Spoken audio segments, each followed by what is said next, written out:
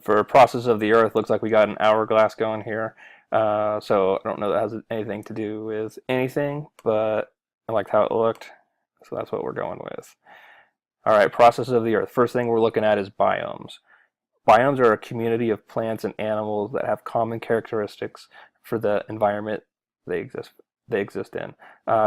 Two types: aquatic, which of course occur underwater, and terrestrial, occur on dry land. Tundra, desert, forest, and grassland are all terrestrial biomes. Tundra is very cold, desert is very dry, forest is characterized by humidity and rainfall, and grassland has a great variety of plants and animals. So we need to be familiar with all of that. With weathering, we want to be able to differentiate between weathering and erosion.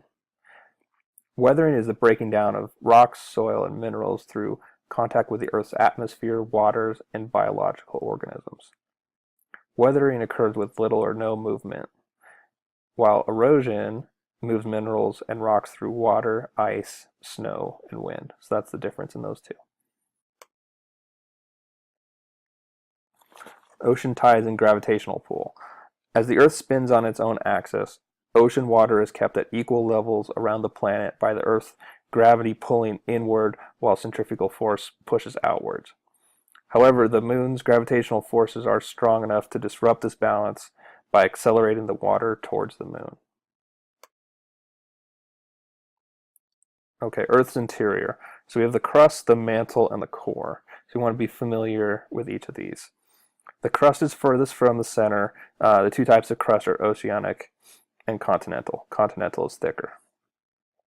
The mantle is the middle layer. There are different temperatures at different depths of the mantle, but as you get closer and closer to the core, which is in the center, it's hotter.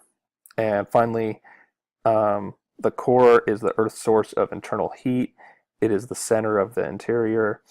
The outer core is liquid, while the inner core is solid. Important to remember that the core is very hot.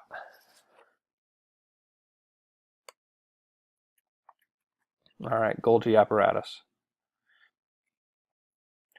Golgi Apparatus takes simple molecules and combines them to make complex molecules. It then either stores the molecules for later or sends them out of the cell. Okay, eukaryotic and prokaryotic cells.